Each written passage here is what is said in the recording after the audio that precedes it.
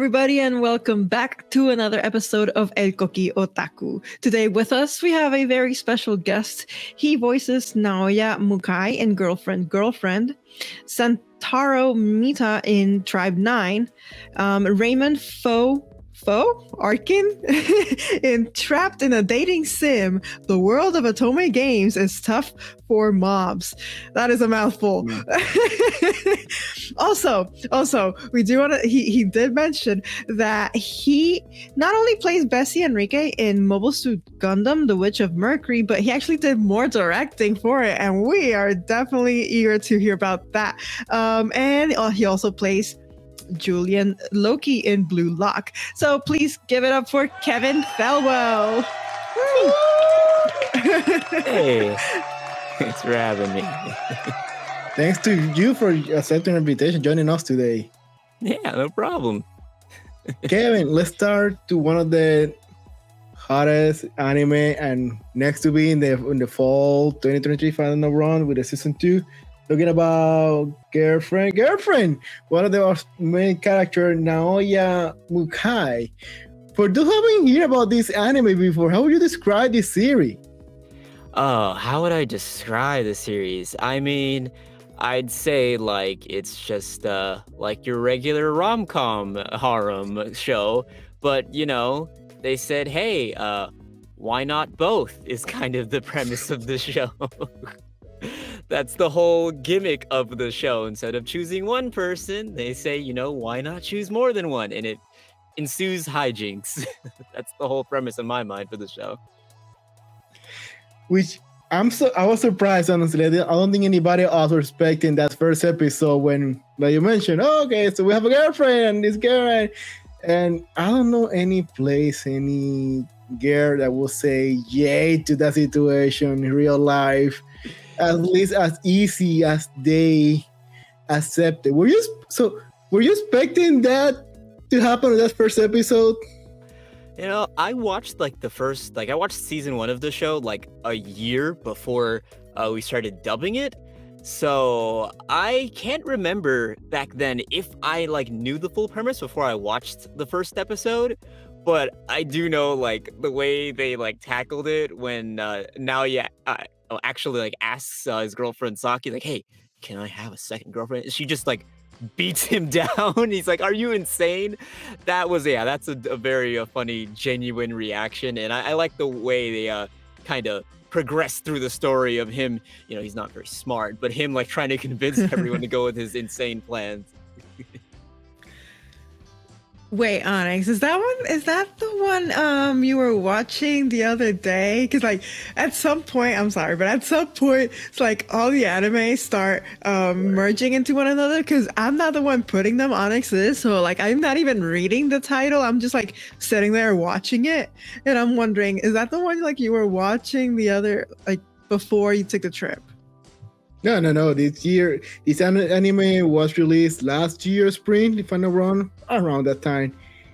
Yeah, around that time. And now for fall 2023, which is going to be from October to December, we're going to have the season 2 of this series.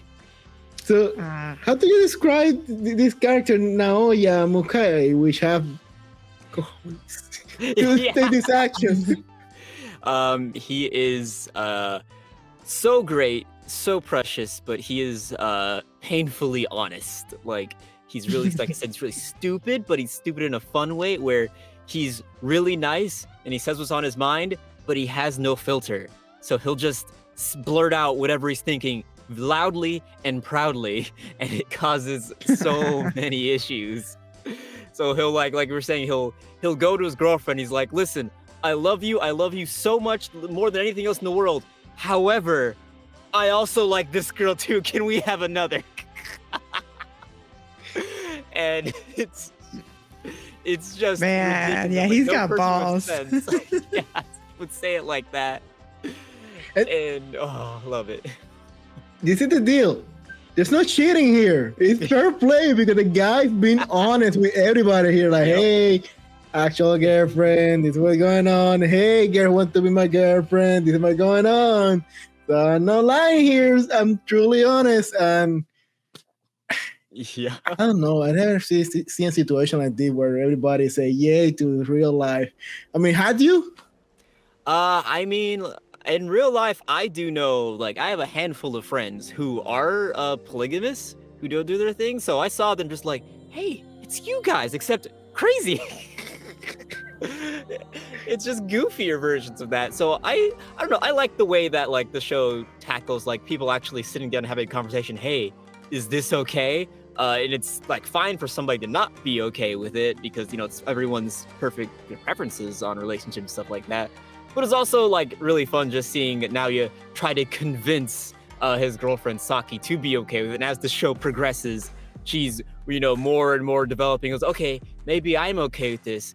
And then like there's like this kind of background gag throughout the show as you go on, where his girlfriend's like, you know what? Maybe I'm into girls too. Wait a second, and it's the funniest thing. So like the little running gag in the community for that show, it's like, no, it's not Naoya's harem of women. It's Saki's harem of women. Naoya's just there. I'm looking at screenshots for the for the show. I'm like, oh wait, no, I remember it now. They start living together, and there's like a little competition and everything. Yes, I remember now. Yeah. It was. So. yeah. That's appropriate. And we're really looking forward to that season 2 because season 1 it progressed like we started only 2 girls, but then we have a third girl, player 3 joined the fight, and she's like, I'm down for this. And then we have player 4, she's like, no, I don't like this, I'm not going. It's very tsundere girl. So and that arc we hear was kind of wild, you know what I mean. So anybody, when you go to the convention, had anybody make you any weird question about this character or situation? I mean, he's so weird already, so I haven't had anything I'd say weird asked about Naoya. No, not really. He's just out of hijinks. Like one of the most fun parts about like dubbing him was like the other castmates that we had, like the girlfriend number 1, Saki, is voiced by Brittany Lotta, who's like a friend and like mentor for me, and she does such a good job with Saki. She improv'd so many lines that just elevated the dub and made it so much funnier. I really loved what she was doing on that, and it just made it so fun for me. Like now he's not very smart, so I don't have as much leeway to do stuff like that. But when it fit, I definitely tried to put in my own stuff in there that made it just even more like jokier. It was really good. And the girlfriend number 2, Nagisa, is voiced by Maddie Morris, who actually did the scripts for that show. So it was just a really good time seeing the stuff that Maddie wrote and just hearing Maddie's performances because she's such a good actor as well. The whole cast was really awesome. No, definitely. It is a must-watch series where you're going to have... If you just want to have fun with rom-coms, this is one of your to-go. However, Kevin, you have a very good profile of really good rom-coms, and one of the rom-coms that really killed it last... I think it was spring this year, a few seasons ago, talking about Trap in the Dating Sim. The word for Otome game is tough for mobs, which... I don't think people were expecting to be that great as it was. And you had the main character, Raymond, Arkin. How was the experience with that anime? Well, actually, as an update, Raymond is actually not the main character of that show. The main character he's not. is Leon. Yeah, in that show. Raymond is one of Leon's friends who's in the show. So he's just around, yeah. He's around sometimes on the show, just peanut gallery, him just being like, oh my God, guys, look, there's the pretty girls, holy crap, like they're around just chilling, but yeah. Leon has just a small group of people he trusts, and Raymond is one of those people he considers friends or close enough. But how do you describe this series, honestly? Man, like that's also one of the shows that I was just watching casually on my own because like, oh well, we got isekai and it's gonna be some kind of rom-com, stuff like that. So I'm like, yeah, let's check it out. And I didn't expect to like enjoy it as much as I did. Just how, again, it's another show that's really goofy and really fun. So when I got called in to like do some characters on it, I was really excited. I'm like, yes, I get to just be a small part in the show that I really enjoy. And like some of the scenes in the show are just so they're so stupid, but they have cool little mech fight scenes and all that stuff. And like, I died laughing. They when the Japanese version came out, the subtitle version came out, they released an episode on like Mother's Day, and I'm not sure if they planned it or not, but it was the episode where the main character, like Leon, he tried to basically seduce his rival's mom, and it was the funniest thing in the world. And she was going for it too until her son came in and stopped it. It was so stupid. It was wonderful. It is a series where we have Roncon version of Gundams fighting over there. Yeah. We have magic. We have the drama of the princess, where we have the queens. We have everything in this series. Everything. And a main character who doesn't want to be the main character. He just wants to be like the wall, the flying Background the wall. character. Yeah. But things are going exactly for him to be in the main trouble. So definitely a must watch. But we just mentioned Gundam, so we need to jump to this one. One of the latest hit from last season, Mobile Suit Gundam, The Witch from Mercury. One series that many people who were not fan of Gundam, they end up being fan of Gundam after watching this series. And you not only have one role as Bessie Enrique, you also were the director for dubbing. So tell us about this series for those who haven't watched it yet, Witch from Mercury.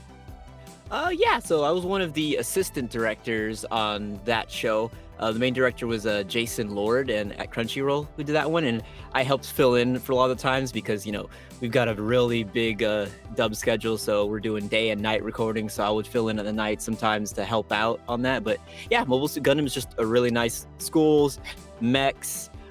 You've got just I guess romance is one of the main parts of that show, where we have our two leads, Suletta and Miorine, who are in a giant battle royale Gundam. The winner gets married.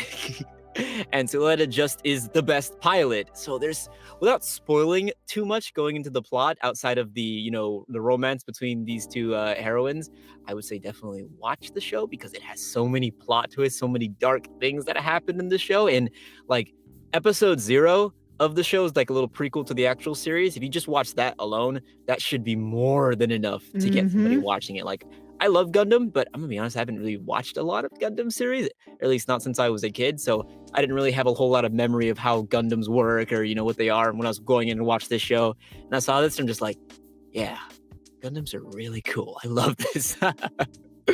So yesterday or the day before, yesterday we were interviewing Brandon Acosta, and we were talking about okay, first of all, I've never in my life seen any Gundam series, and then I just saw this one. It hooked me right away. I didn't know anything about it. I was just like, I saw the first episode. I was like, okay, I gotta watch the rest.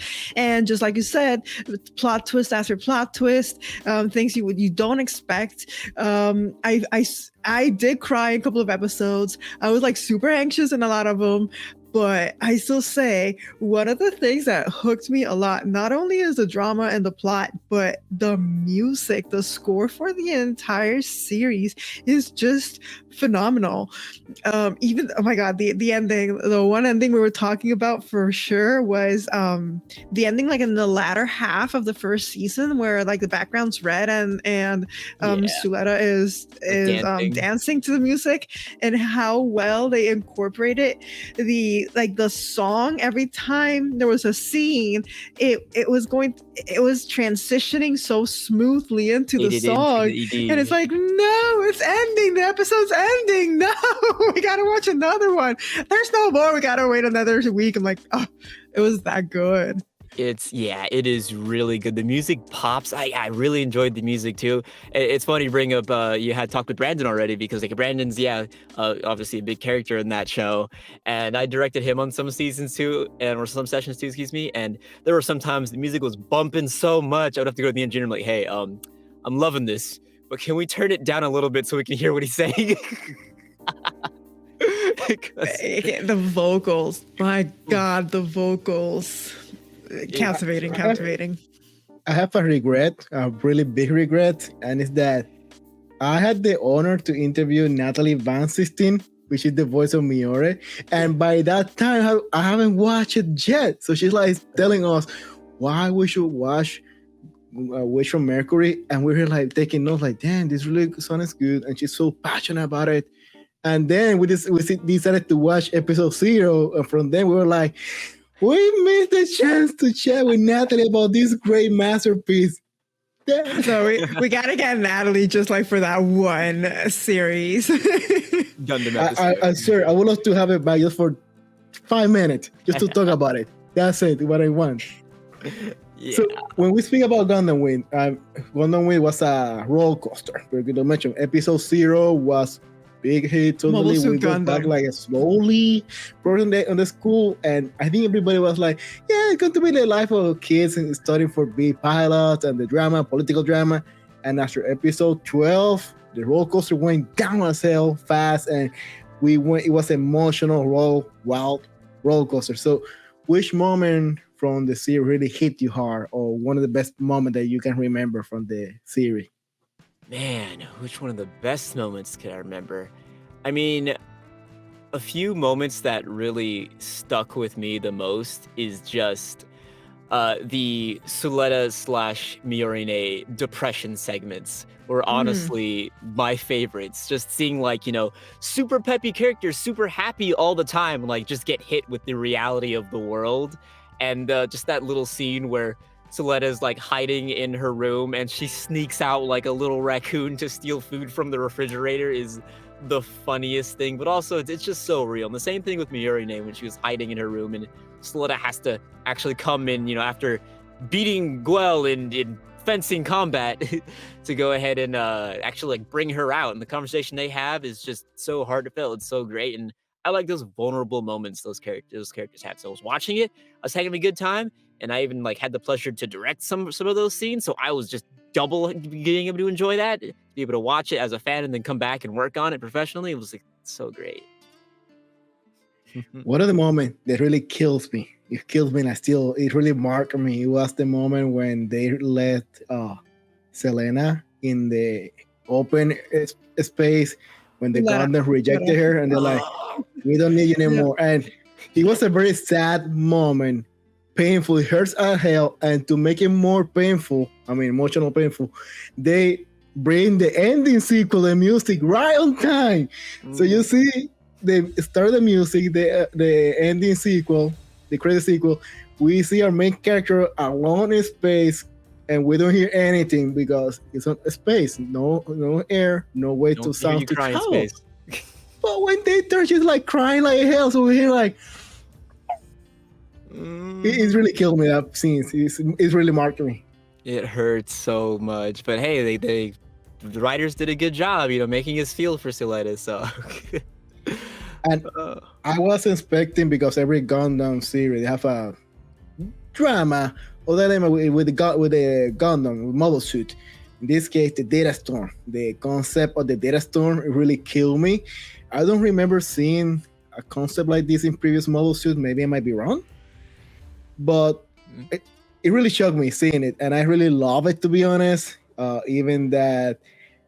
It killed me seeing how Selena was not getting affected by the data storm. And suddenly, it really hit me when the first guy tried to invade the Gundam. Suddenly, like, hey, you want to invade the Gundam? Here you got the data storm. Boom. So we were like, whoa, what happened here? So, yeah, it was epic, honestly. But let's talk about you, Kevin. How did you make it to the world of anime dubbing or voice dubbing? Because not everybody can make it to this very challenging career. How did I get into dubbing? Well, it was, a lot of the vets in the industry kind of like fell into it accidentally. I'm one of the people, newer generation, who decided, hey, I want to do this thing.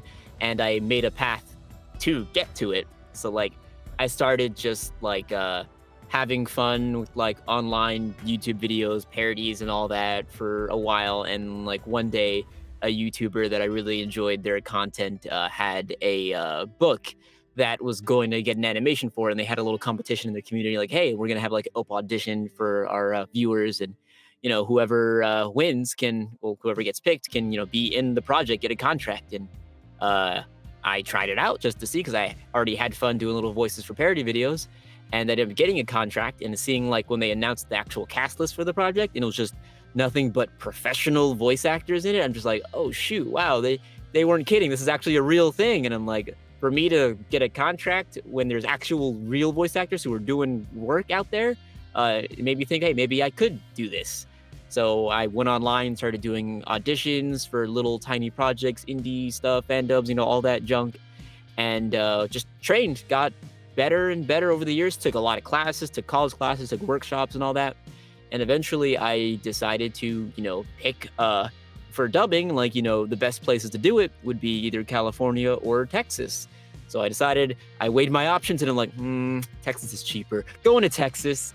So I moved out here, continued doing my training, working my butt off, and I ended up taking like a workshop with the director, and I got a lot of like high praise from the director, had a lot of nice things. But at that point, I've taken so many workshops, and I'm like, yeah, I've heard these kind of compliments before. I'm not sure, how real I'm getting told these things, are, being told that just because. So at the end of the class, I went to the director and I'm like, hey, I really appreciate all these nice things you're saying about me and whatnot. But what I want to ask you is, like, how do I get my name on the table with directors, at Funimation? And the director's like, don't worry about it. We'll work together soon. Bye. And then just leaves. And I'm like, oh, okay, sure. Yeah, he brushed me off. Okay.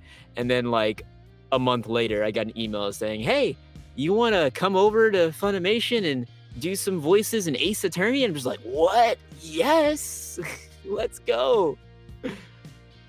So Ace Attorney has only ever had a video game, or has it had an anime? How about anime? Okay, so I don't know. I just know Ace Attorney for the video game. I didn't even know it had an anime. So when you did the voices, was it for the anime? Yeah, it was for the anime. The anime was dubbed here in Texas in Funimation. I think the anime was like 2 cores, so I think it covered the first 3 games of Ace Attorney, I want to say.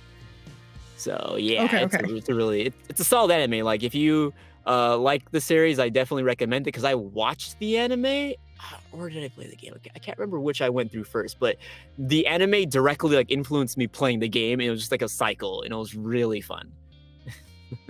My first encounter ever with Ace Attorney was through the memes. Objection! And then I was like, wait. Yeah, I know.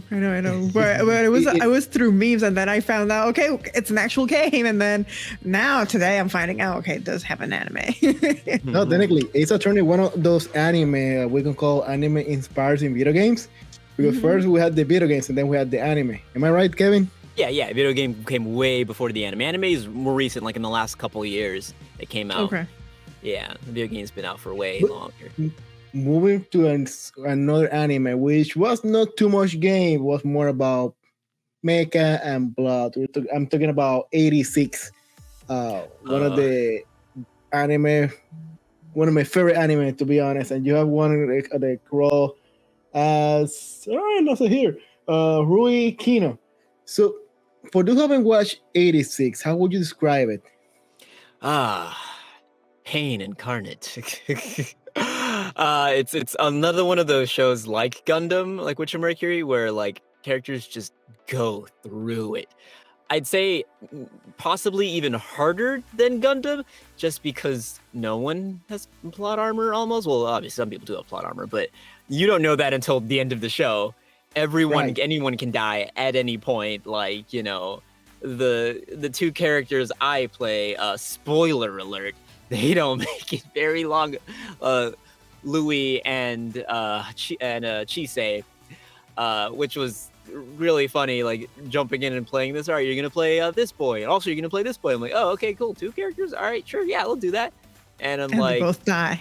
Yeah, they both die, and it's so funny because almost every scene they're in, they talk almost either in the same scene or to each other or right after each other. So it's like, have me talk to myself. Okay, I guess I gotta change my voice up for this so people can't tell it's the same dude talking to these 2 characters.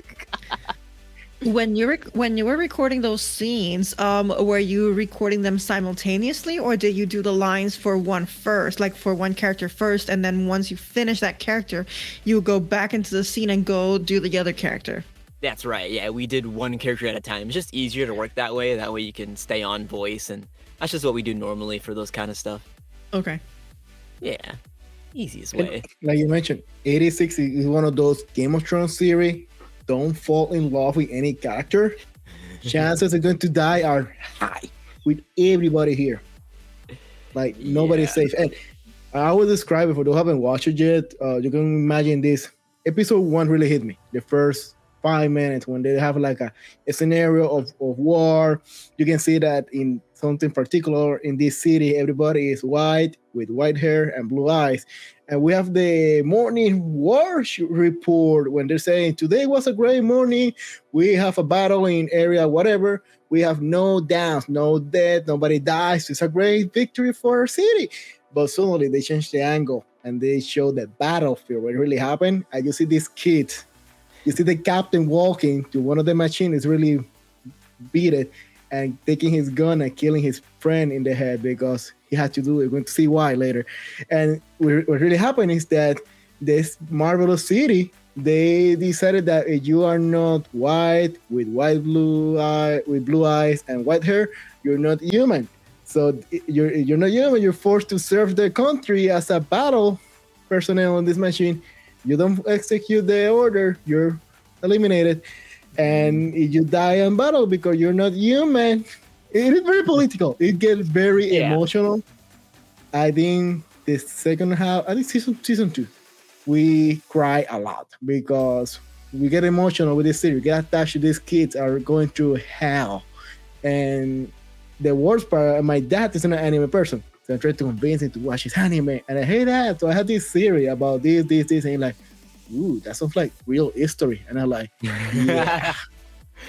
Yeah, it's super like that. I remember recording some of the scenes for like just other extra characters when we were done with our lines and reading some of this stuff. And I'm like, this is very World War II-y. Okay. He took it more heavy hard. And like, whoa, he gave me an example like, ooh, that went deep. So I'm glad that you don't like anime, but you're like, now you're seeing why I like anime so much. So I just waited to make it back home again. So hey, so let's watch this series because I know it's going to hit you hard. That's one that's really nice to show like people who like are more into the serious, less anime tropey stuff. Like I know I want to show Megalobox to my dad when I get a chance, because that's another good one that's like super serious, super just really grounded. Like I could show that to anybody and it they might not even know it's anime, like how great that show is. You know what? I never thought about that. Now I'm going to do it too. Add it to the list. I haven't watched it yet, but he's a like big fan of boxing. So I'm like, let me take it to him. Megalobox is so good. Kaiji Tank does a great job playing Gearless Joe, and like I really enjoyed that series. My roommate Ben Balmaceda super duper loved the series. So when season 2 came out, and I'm like, I got like called in to do a character in this one. I'm gonna be Mio, and he's like, "What? You're gonna be in Megalobox?" And he already was like watching the show, and he's telling me about like the character that I had, and I'm like, "Oh, that's so dope that I got to be in this crazy show." And on the character I play, he's a brat, but he's just a really fun time, and it's great just being a part of that story for a while. Oh, definitely. I got 2 questions before I forget. First question. You mentioned that you were the assistant director in Mobile Suit Gundam, the Witch of Mercury. Is there any other anime, obviously that if you can talk about it, that you are currently also helping or doing assistant director or director? Yeah, I'm the assistant director right now for 2 anime that are currently airing. It was Ayaka and My Tiny Senpai. They're both airing right now. In fact, today's Saturday. Yeah, in fact, new episodes come out today for both of those shows in dub and sub. And, also, side plug, also on Saturday comes out is a show that I'm the lead in right now. Am I Actually the Strongest, which is another isekai story, which is kind of like Trapped in Dating Sim because the main character doesn't want to be the main character essentially. But yeah, so those kind of triple threat Saturdays I have. So I have a lot of fun directing Ayaka and Tiny Senpai when I get a chance, because Helena Wallstrom is the main director on that, and she's kind of passes the baton to me when we got like overflow or just need night recording done and all that stuff. So okay, good to know. My second question would be, how do you make the jump from a voice actor into assistant director role? Like, do you decide one day, okay, I want to try this, and then just talk to the higher ups, or is there something that you have to like go through some training to learn how to direct? Like, how's like the entire process? Well, I mean, depending on the scenario, yes to all of those things. My path was a little weird because I didn't necessarily seek it out at first. I just, did a lot of work with all sorts of studios, Texas and elsewhere, and one of the studios here one day just sent me an email from the owner, and they're like, hey, it was me and my roommate at the time, and they're like, hey, do you want to sit down with us and watch me direct some shows that we're working on and kind of learn the ropes? And I'm like, oh yeah, I'd love to sit down and do that. So we ended up scheduling with them and ended up doing a whole many hours of sitting down, watching them work with actors, asking questions about it. Did it for like days and days and few weeks. And we really enjoyed it. I learned a lot. Just as an actor, learned a lot watching other actors in the booth. And then after a while, we just stopped. It was like a month or two later, and me and my roommate were just like, man, that was really good. We really enjoyed that. We should ask if we can like watch and shadow some more. And they're like, yeah. So we sent an email to the producer and I'm like, hey, can we do that some more? We got a lot out of that. And then we just got no response. We're just like, oh, okay, all right, sure. And then like a few weeks later, they're like, all right, so I got a show that I want you guys to direct. Here you go. You guys down? And I'm like, what? Oh, okay. You were training us up. Okay, we didn't know. So we ended up working on a show for them a while. I'm pretty sure that show died in production hell after we finished recording it because, logistics and, licenses and, corporation stuff. So that show didn't come out. But after we finished it, we're like, hey, if our thing isn't coming out, we still like have an itch to do more of this. So I reached out to Crunchyroll at that point, and I'm like, hey, I would totally like to, do some assisting directing with you guys. I have experience. You guys know my experience, even though it didn't come out yet. Check your files. It's in there somewhere. You can check my work. So I ended up going through a process with them, shadowing some more directors to see their method as opposed to the other studio I worked with methods, and, just learn some stuff. And then at the time, I'm trying to think of like some of the first shows I ended up actually getting directing credits on. I think it was probably like BlueLock and a little bit of Jahi and Fruit of Evolution season 2 as well, because at the time BlueLock was like getting their promos and just coming out, and just like, BlueLock looks really dope. At that point, I had already been in like Awashi, which is another soccer anime, and Shoot Go to the Future, which is another soccer anime. I was one of the main characters in Shoot Go to the Future. And I'm like, I don't think they'll let me be in a third soccer anime within the same year. That's not, I'm getting my hopes up too high. So then I talked to the director, and I'm like, hey, really love to audition for your show. However, if I can't, audition or just no room for me in the show, this is like, after this point, this is like the day I watched the first episode of BlueLock. I'm just like, this is my favorite sports anime. Hands down, it's not even close. This is so hype. Like, gives me goosebumps. Such a great, fun show. So I told the director, like, hey, I'd love to audition for this show. I don't know if you've already picked the cast yet. I'd really love to audition, but I'm like, if you've already picked it, fine, at peace with that. Could I help in some way with the show? Assistant directing, doing something. I just want to touch this show in some way, shape, or form. I want to be helpful. And, he's like, sure. We could totally, have you be one of the assistants on it. And that I, did some more training over time. I ended up, doing some assistant directing roles on that. And then toward the end of the show, like right as it was ending, I got squeezed in, and he actually ended up getting a character on that show. And it was so funny how that happened, because toward the end of the show, when my character Julian Loki appeared in the show, And I'm just like, oh, but in the Japanese, they're having him speak English because he's a French character. And I'm just be like, oh, dang, this guy is in my voice range. He's like a black character in anime, which is super rare. And I'm like, but he's got a French accent. I'm worried about that.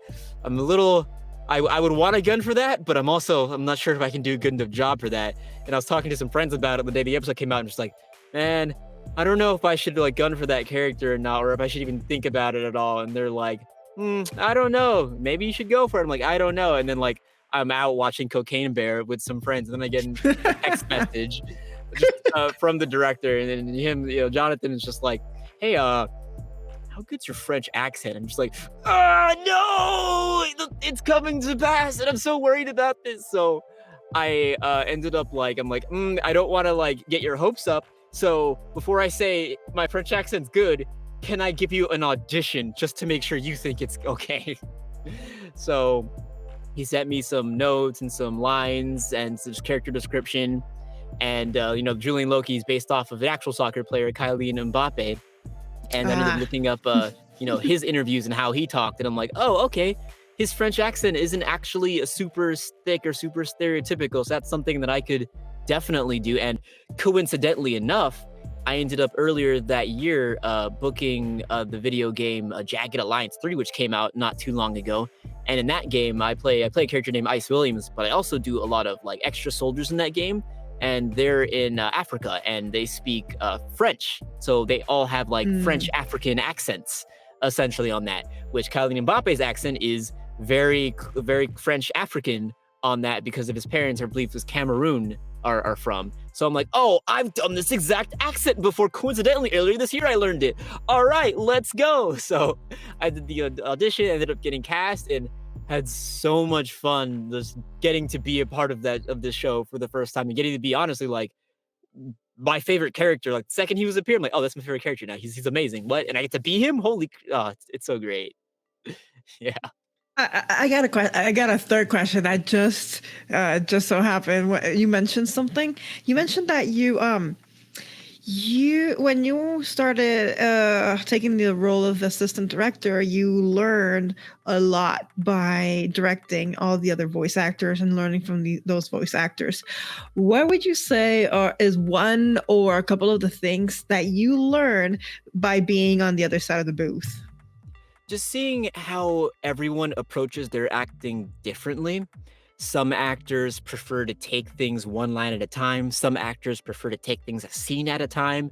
Some actors prefer to just, when we're watching the Japanese version, they prefer to just keep the mic rolling and they can just talk at the same time as the Japanese is going through. And some actors really prefer that. I mean, I personally prefer that too, because I like hearing like the inflections that you're doing in the Japanese on my end, so I can kind of mirror what's going on in the scene without it. And it especially helps me when it comes to just reacts, because a lot of the anime reacts aren't normal reacts that we would do in a normal conversation. So I'm just gonna copy what they did in the Japanese version on that one. It's just to make sure it sounds right. So there's so many things like physicality in the booth on what people are doing. Like you throw a punch, you go, you give your whole fist into it. There's a lot that every actor brings to the table, and just being able to sit down and watch all of them really helps a lot. Makes me a better actor. Wait, okay. I thought I was muted. I'm sorry. I thought I was muted.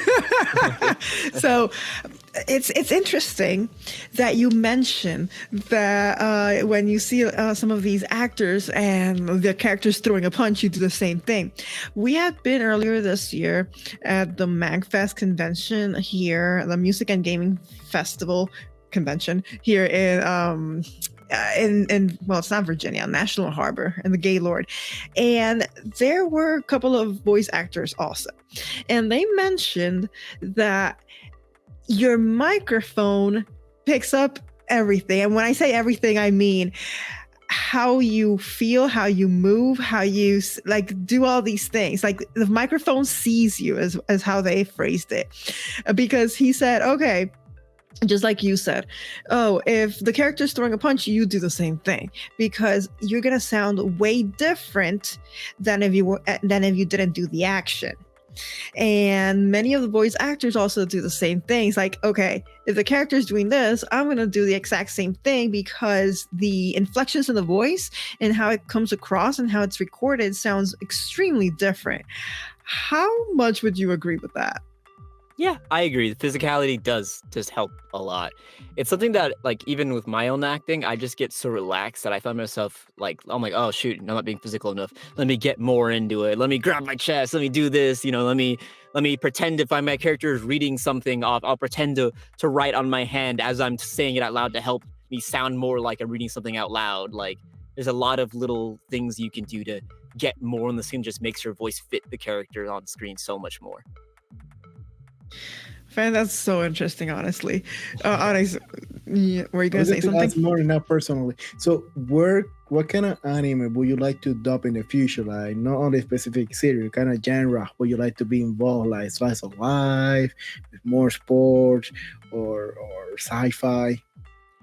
I think a show that type of show that I really want to try my hands at that I haven't really had a chance to be in all that much is I want like a character that does a lot in like shonen battle anime. That's something that I want to have. BlueLock's close, but I kind of want an actual like shonen fight anime to, Any specific reason?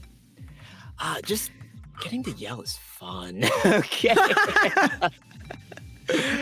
Yeah. Yeah, look, to yell, do the tropes, do all that jazz. So I've done, I've been characters in like Slice of Life. So I've done the war anime, done the sports, all that, which, still love those, still love to keep doing them, throw them all my way. But I want to just try different things. Yeah. All right. Onyx, are you going to say something else? No, I was going to. So for those who, to wrap it up, for those youngsters that see voice acting or anime like a dream or possible career or something impossible to achieve, any word for those youngsters that they may want to try someday to be a voice actor? Yeah, like if you're thinking about doing it, it is not the easiest path. It is really difficult, really hard. It takes a lot of dedication and just hours of hard work. So I would suggest going online and looking at resources like I want to be voiceactor.com or Voice Acting Mastery podcast and just checking out websites like Voice Acting Club and find auditions and find big projects you want to work on, and you'll put the effort into it and see if that's something that you think you can enjoy doing for 8 hours a day. I remember doing one project and I literally worked on it for about 8-9 hours. I finished my work and I'm like, I am exhausted, but I had so much fun doing it. And that's when I learned, I'm like, yeah, this is something I can do for a living because I know I can do an 8-hour shift of it and have a lot of fun doing it. So that's something to really keep in mind. Like, I was fortunate enough to kind of get like a nice insight and game plan because where I grew up, my best friend, his cousin is a very accomplished voice actor by the name of Alejandro Saab. And when I started voice acting, I was like a little embarrassed that I started voice acting. So I kind of hid it from my best friend because I'm like, I don't want to like have him think I'm copying his cousin or anything like that. So I hid it for like 2 months and I can't remember the context of what happened, but he found out that I started and he's like, you acting now? And I'm like, maybe. You're acting now, aren't you? Like, yeah, maybe. I'm calling my cousin right now and he's gonna give you all the advice in the world. I'm like, no, calm down. And he like pulled me into a call with him and he just called him in three-way call and he's like, hey, what are you doing right now? Oh, I'm on break right now directing a video game. And I'm like, oh no. And he's like, yeah, well, my friend Kevin here, he needs some advice. He wants to be a voice actor. I was like, oh, okay. It's so this, LA, Texas, this. And he gave me the whole rundown, like the whole, like being real about, hey, it's really hard. It's super difficult to get in. You might not get what you want, but this is what you do to like get the closest chance possible of trying to get what you want. I'm like, okay. I, took him up on his advice. I put the work in down and I eventually moved out here and just, tried to chart the path from point A to B every time and made a new goal for myself every time. So my goal was to just get better, get like indie video games, get things and get my first like extras in an anime. I did that. All right, now my next goal is to get a character in the anime. Cool. And that took like a year or two to actually come to fruition. And then we just moved and moved and moved it. Can I get my first lead in anime? Cool. And I got my first lead, which is girlfriend. And as I was finishing girlfriends recording, like in the last week or two of us doing the show, I got an email that I got cast for Beast Tamer, which is my second lead, where I was playing a Rain Shroud and Beast Tamer. So I started that show basically the same week I ended Girlfriend. And as I was finishing Beast Tamer, I ended up auditioning and getting the role for Ray White, which is the main character in the Ice Blade Sorcerer Shall Rule the World. So those are like all back-to-back 3 leads directly, which blew my mind, honestly. And I did that. I still kept working after that season ended. And now I'm playing Haruto Zenfis, and am I actually the strongest? So this is my 4th lead right now. And it's only been about a year and change, and I already got 4. So I'm super fortunate. Wow. This is a great series. If you could go back in time, is there anything that you wish you would have known or changed in your path to where you are right now? Changed. I'd say We're done differently. Yeah. I feel like my path was specifically for me, so changing too much might have altered, how I got. Maybe things would be different if I changed too much, go back and move a pebble and, aliens take over the world and stuff. But butterfly effect. Yeah, exactly. But in my mind, I'd probably tell myself, hey, just as hard as it sounds, try your best to be more patient. And also, I don't know, if I were to tell my younger self this, I would think, hey, be more diligent about learning other skills, like other languages and stuff like that. Like to this day, I'm just like, man, I really wish I kept up with Spanish in high school and middle school and just got better at that, honestly. And I'm still considering still picking up another language on my free time, just because it's super useful, not only in everyday life, but in acting. You speak another language, that's a massive boon to you if you can do it fluently. And if you can act in that language, it's huge. How so? There are so many kinds of roles that come up in even in anime. It's not every anime, but it's not uncommon to have a section of an anime where somebody is just speaking Spanish. And then in English dub, we need somebody to come and actually speak Spanish for that one. And we've got a list of actors who can speak Spanish is good, but sometimes it's for specific characters who are already in the show who just start speaking Spanish out of nowhere. Or sometimes in the Japanese version, if they start speaking English for any other reason, that doesn't translate into the English dub correctly. Sometimes we might change that to be Spanish or another language or something like that. So it's just really helpful to have extra tools in your kit, Oh, that's really good advice. I'm thinking about it. Yeah, it's not only for, I'd say it's not only for voice acting, but in general. Is that good? Okay. Onyx, do you have any other questions before we wrap up our great conversation? The only quick question would be from the series, from Life Lesson with Uramichi Oniisan. Did any life lesson that really you say that's true? That he's Oh yeah, Uramichi. That's another show that's it's painfully real.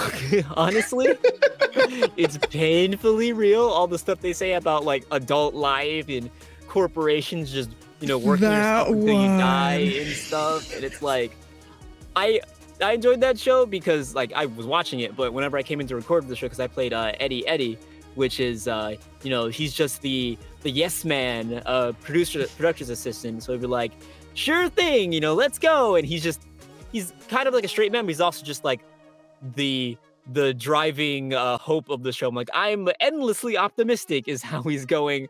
Everyone else is just going through it. They're just going through it. That series, it makes you laugh, but it hurts too because it's realistic. That's still true. It hurts. Yeah, it's where are your hopes and dreams? They're dead, little Timmy. They're dead. But Kevin, thank you so much for joining us. To have been super great talking with you. For those who haven't followed you yet, with social media they can follow you. Oh yeah, I'm on Twitter. I'm not calling it the other thing, but twitter.com at Kevin D. Thelwell. Same on Instagram. I think I just made a blue ski or blue sky, whatever it's called, under the same username. So literally any social media you can find me, Kevin D. Thelwell. And same for us, literally any social media you want to find us, you can find us by Koki Otaku. Just like the name here, you can find us on Twitter, Facebook, Twitter, Facebook, Instagram, YouTube, Twitch. YouTube very important. Any social media can find us. And I think that's all for today. So Kevin, thank you so much. Appreciate it. And we will see you in the next episode. Sayonara. See ya. Bye.